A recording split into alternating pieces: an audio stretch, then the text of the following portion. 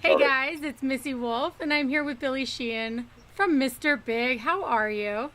I'm doing good. I'm on tour right now in the back of the tour bus, being a little quiet. Some guys are still sleeping. Oh, nice, nice. So how come you got the one who had to get up early and talk to me? It was my lucky day. Yay! Well, that's good. That's awesome. So you guys are headed on this big tour, this worldwide tour. How is that for you? Is it exciting? It's wonderful. I live to play live, and that's my thing. I want to be on stage, and I want to play as much as possible. So if I could play 365 days a year, I'd do it. Even two shows a day, if it was possible. 'Cause that's my thing. Oh So wow. so it's pretty cool. We get to travel the world, hang out with. We got friends everywhere. It's so Yeah, awesome, that's and really cool. and we have a very nice tour bus, and we had a great time hanging out and talking last night after the show. And it's people who say that touring is tough or grueling or difficult, Mhm. they're doing something to make it that way. It's actually fabulous. I love it. Oh, see, and I was going to ask because that's typically what I get is people say, it's 200 days a year, it's hard for them, and you're Woo! telling me you would do it twice a day, 365. That's just phenomenal. I love that. I love it too. And it's I'm a musician first, and I play bass first, and that's my thing. That's Hmm. the thing that the rest of my life is based on. It's my that one thing I have. It's what I do. And so when I can surround everything around that and make that the kingpin pivot point of everything I do, it just makes life better for me. That's really cool. Now, out of all the places you've been, is there a place that you're really looking forward to going on this current tour? Well, we play quite extensively internationally. Hmm. So we've been just about everywhere. South America is amazing. The fans are just incredible. We play huge, huge shows, sold out everywhere, and the fans are so great. They sing the guitar solos when the guitar player says they sing the solo in. They got it memorized. And of course, they sing along to every single word in the song too. Hmm. That's incredible. Um, Japan, of course, it gets a little cliche with Japan. People think, oh, and it drives us crazy sometimes. It drives me crazy. Oh, I'm going on tour. Oh, we're going to Japan? No, we're going to be in Germany. Yeah, and then Japan? No, and then we're going to South America. Well, then you do it with Japan, right? And then, no, we're in the USA. And then Japan. So, yeah, we played Japan. Hmm. We happen to have developed a situation there where we do very, very well. That Uh, that's great. and very, yeah, it's like going to another planet. It's really an amazing culture. I recommend people visit Japan. It's safe. Hmm. English is common. You won't find a cigarette butt or a bottle cap or a coffee cup of litter anywhere or graffiti anywhere. And people leave bikes unlocked, and I was it's told that from a friend that was in the military right after high school that he was stationed in Japan, and he was saying you don't understand. You can leave your doors unlocked. Nobody bothers you there. yeah, it's incredible. It really is. So I've been there. I've been there many, many times. I've played there a lot, and I work with a Yamaha Corporation Hmm. I endorse their bases, so they had me there a lot too. But then other areas of outside of Japan, Southeast Asia, which is a whole different world. People, Oh, that whole part of the world is the same thing. right. China is a whole other world. Korea, completely different culture, a different world. Thailand, completely different culture, a different world. Malaysia, different world. Indonesia, different world. So all the Singapore is like paradise on earth. As you drive in from the airport, the Hmm. orchids and flowers are cascading over the guardrails of the highway. And again, there's no litter, no graffiti, no crime, no homeless, no nothing. It's just fabulous. So That's uh, incredible. that part of the world is great. Australia is amazing too. Been there a lot. So it's hard to pick one. Right? Australia I'm is, glad to be in the USA right now. yeah, That's for sure. definitely, definitely. Australia is definitely on my bucket list. I have to go there at some point. I've heard so many amazing things about that place. And I'm just like, I just have to go. I can't wait. But you guys have a new album coming out soon called We Defying do. Gravity. And I want to know, out of all the projects you've done, I mean, I know that there was a while in between albums. Your last one was in 2014. What would you say is different about this album, and what can fans expect? Well, we hooked up with our original producer, Kevin Elson. He's quite a legendary guy. He's a wonderful man. He was there for us in the very beginning. Actually went on tour with us to mix us too. He's one of the best live mixers in the world. He mixed the Michael Jackson Bad tour, pretty good. and all of Journey in the day. So he brings an element back to the band that we just kind of go back to where we started. Being back together is like that to some degree, but having him in there as the missing element really brought it home. And we had very little time in our schedule for us to be in the same city, so we had to do the record fast. We got it done. Everything on the record done in 6 days. We spent a little more time on background vocals and mixing, but 6 days. But I've done records faster than that before too, so it's not always impossible. Because if you know the songs, you can go in and play them. With this situation, we didn't really know the songs, but we know each other well enough that we kind of know what the other guy wants, and we can put it together and get it recorded very quickly. And that kind of pressure, in a way, is good, because no time for coffee breaks, going out to dinner and hanging out. It was get in there and play, get in there and work and make it happen. So that was I like that urgency. It brings about the best, I think, in a lot of musicians. Absolutely. And it seems like the fans are really gearing up, ready for this tour. They're super excited. I mean, that's all we've seen is so many people just ready. We've seen your guys' name just out there like crazy, just all kinds of press releases and everything. And I mean, yeah, it's been we've done 2 shows so far. They're both sold out, and people were just wonderful. We spent a lot of time with fans.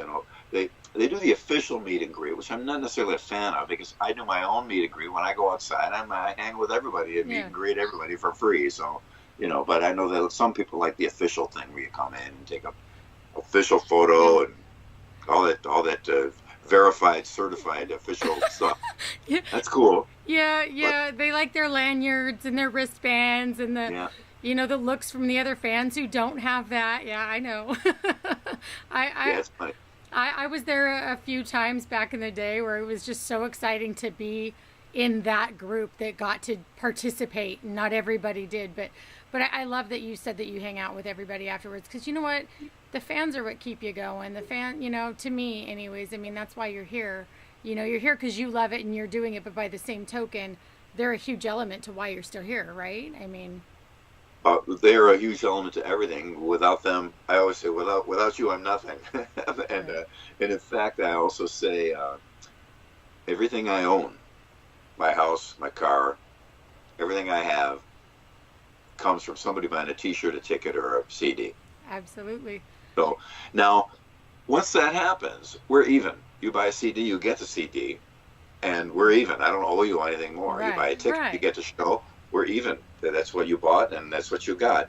Right. I happen to take the personal point of view of I would like to do more than just give you the show.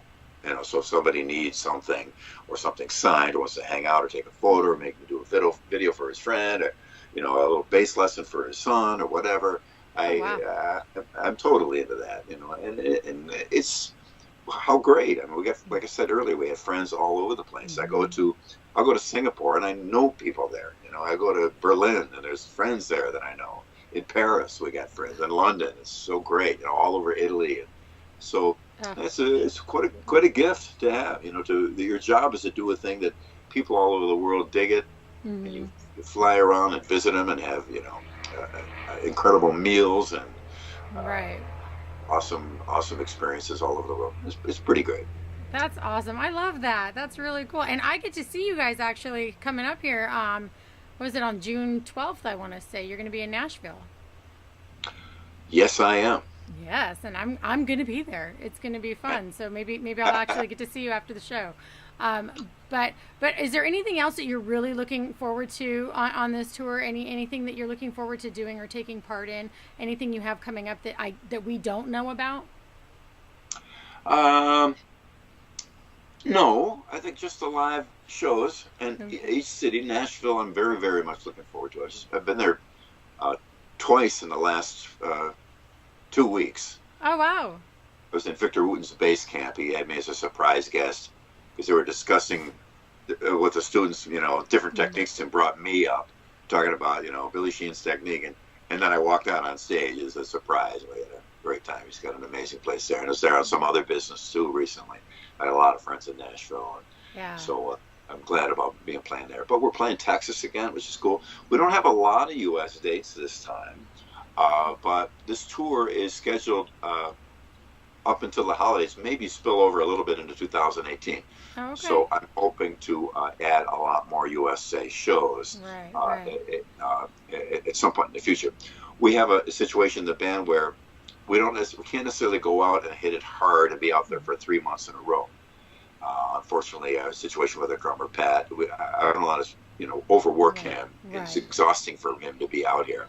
Yeah. Because it's a medical situation. But he's doing great. He's doing fine. And, we'll go out for 3 or 4 weeks, take a break, and do as much more as we can.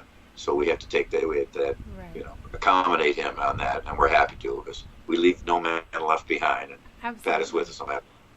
I think that's fantastic. Your band members, you guys have known each other for so long, and you've been together, for so long as friends that, being able to accommodate him, I'm sure means the world to him as well, because that has to be a fear when anybody has any type of medical anything. I mean, I don't care how little or how big, we've all been there. We've all had that. And, you do have that fear about, what's going to happen to you in your job or your family or whatever. And so the fact that you guys are able to accommodate him, I'm sure just means the world and reassures him, how much he means to your group. And he comes out on stage and people go nuts. So people are been so supportive. Yeah. And it's really, it is, when it first went down, it was really bad, and I didn't think we were ever gonna play together again. But he got recharged, got rejuvenated, and the situation physically is still the same, but his point of view and his mind and the way he looks at things, he changed that, and I think that's important. And that's been inspiring to a lot of people, because a lot of people have this particular affliction. Absolutely. So it's been very, very inspiring. I get a lot of email from people. I was already emailing me a bunch of guys who had who had Parkinson's already. Some old friends of mine, and fans from Buffalo, and I'd always try and encourage them and stuff like that. But seeing Pat has really helped them a lot. So I'm sure there's a lot of people I haven't heard about that have been inspired by this. Right. Well, definitely. I mean, and that's huge, because that, a lot of people, they have trouble with their mindset, and they have trouble finding that positivity and that will to continue and the courage. And so when they see somebody that they admire who's going through it, and they're seeing how well they're handling it and how well they're doing because of their positivity, it's infectious. It makes you want to be a little bit more like them. Otherwise you end up feeling guilty, I would think, I've seen that before, where people get into that self-pity and they don't want to get out. And then they see other people doing it, and then they're like, oh, and then they feel guilty, and then they get back on the track again and start doing. And I understand that completely. What are you going to do if a doctor tells you, hey, guess what, blah blah blah? Right. Are you going to either get in and fight, or go off to some island and start fishing and wait for the end? I don't, and you can think, oh, I would fight. You don't know. You don't know until you're there. Yeah. So it's a funny thing, I'm just glad that he did that. If I was told I couldn't play anymore, there's a million things I would do. I mean, I would teach, I would produce, I could do all kinds of things other than bass playing. So I was sad. I got a lot of, I posted about when Keith Emerson passed away. I used one word when I described my grief, that I was disappointed that Keith decided to take his own life. And you should have seen the hatred I got on Facebook. It was unbelievable. And I said, wait. I'm disappointed because there was so much more to live. So he can't play, and he can't play up to his old standards. Right. Go and do a speaking tour. Go tell people about the early days. I'd buy a ticket to go see it. Yeah. Find a young keyboard player that you can mentor and help. Open a school for keyboard players. Do all kinds of things you can do that are positive and fun and great. Unfortunately, I don't think it was really up to Keith, because he was on pharmaceuticals, which will push you that way. So I don't blame him at all now. I don't think it was his fault even. Yeah. Unfortunately, that came out later. But Right. same situation with Chris Cornell and pharmaceuticals. Exactly. It's a tough situation. And that's one of those things where, I've steered clear of all pharmaceuticals for so long because, I mean, I've gone through a lot of medical stuff myself. And, they're so quick to want to pain manage you with these, horribly strong medications. And the last one that they gave me was oxycodone. And I was like, I don't want this. And, No. I had taken a bottle of pills back to my doctor, and he was just like, you are the first person who's ever returned a bottle of narcotics to me. I was like, I don't want them. I don't want these. Get rid of them. It really is. I've read several books on the Oxycontin, epidemic, and that is exactly what we're talking about here, but it's related. Right. Yeah. And I encourage people to do everything you can to avoid it. If you got to do it, you got to do it. Some situations, but especially for anxiety and depression, things like that, your life really, you got to talk to somebody. And, right. I know some people have been helped with it, or so they think, but in double-blind studies, placebos do the exact same thing. Exactly. Sorry, that's the fact. Exactly. That's the actual science on it. So. And just, I think that the musician life can be very, very, very hard to handle for those who let it become. You know what I mean? It's a key word. You let it, Yes. because as I said, as we spoke about for the most part of this interview, it's great. Yeah. I'm out with three, 4, or 5 of my best friends. Right. Every day there's friends everywhere. There's great restaurants around. Our tour bus is awesome. It's perfect. I know I see all the lights in there, and I'm like, man, I've never actually been inside of a big tour bus or anything, but I feel kind of like I'm getting a sneak peek right now. It's pretty nice, I have to say. I love it. Yeah, great. And in Europe, our tour buses are double-decker with 3 lounges and all leather interior, brand new. The drivers is a German company that we get our buses from, and it's perfect. They're on time. There's a cappuccino maker, and we go through Italy, and we have fans that bring these prosciutto and Parmesan and all this incredible. And come on, it's I mean, Aerosmith referred to it as a permanent vacation one time, and it really is great. So, and the good thing about that, we're really ready to play. We don't, we don't have any distraction or difficulty, especially on a bus tour. Right. Flying is horrible. Flying is ugly no matter how you do it. So, but on a bus tour, it's so easy. It's so great. And that's what I was going to ask, because I know a lot of bands that do the tour bus, and then there's some that they're just flying everywhere, and to me, I don't know that I could do that. I don't know that I could fly from this place to that. It just seems so aggravating and so rushed, and wait in line and then rush. And I wouldn't want to do that at all, ever. The amount of time it takes. I live in Los Angeles. I would go overseas. Generally, it's 24 solid hours of traveling, because I count it from the time I leave my door to the time I get in the door of where I'm going, hotel or home or something. Mm-hmm.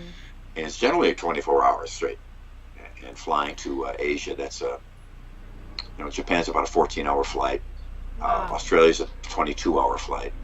So it's so on a tour bus, woohoo, we're happy. Right? Absolutely. Well, yeah, because you can stretch out, and you can walk, and you can lay down, and you can get up and make yourself, your own food and your drinks. Yeah, and, great. Fantastic. I'm all for that. And when you have a luxury, motor coach, that's just amazing. I love it. Yeah, we're very grateful that we're in a situation we can have that. It's wonderful. Well, that's awesome. I know you guys are really busy, and the rest of the guys are sleeping right now. Is there anything else you want to tell everybody before we go? Because I don't want to keep you. I know that you've got stuff to do. Well, I do a preparation for show. Usually I prepare all day. As soon as I get off the bus and get into the venue, I start playing. I'll set up a little practice amp, and I get ready there, and at some point I take a break and eat, and then the moment I hear the opening act get on stage, that's when I start getting ready, and then we go up and we have a great night and get on the bus. So my preparation during the day is kind of methodical. This is no ritual to it, but I spend a lot of time playing and warming up. And it's great to be on the road because you get so much time that you can play. Yes. You can work, and I've been playing now for 50 years. And I still practice a lot. I mean, hours a day. Yesterday I did for hours there in St. Charles, and I will do that today too. So it's just a great opportunity for you to spend your time with your instrument, and then go out and whatever it is you figured out or improved, demonstrate that on stage that night under the lights where it counts. So well, you're doing something right, man. Those fans singing along with your solos, that's gosh, you hear about it with like their number one hits and the songs that they just love and they crave, but to hear it during the solo, you're the first person who's ever told me that's got to be an amazing feeling when you're up there on that stage just listening to them. Quite incredible. We have a new Winery Dogs DVD coming out, which was shot in Santiago, Chile. In South American audience, of course, are so rabid. We wanted a sample of that, so we got Buenos Aires, all over Brazil, Peru, Ecuador, Uruguay, Paraguay, Colombia. All these places are just like that. And so the new Winery Dogs DVD will have a good sampling of the excitement that you see in the crowd there. So we played there our first time in with Winery Dogs, and people were singing the solos in the songs, singing along the whole record, every like full lung screaming out there. Pretty amazing. Same thing with Mr. Big go down there. Everybody sings, and it's marvelous. It's really great.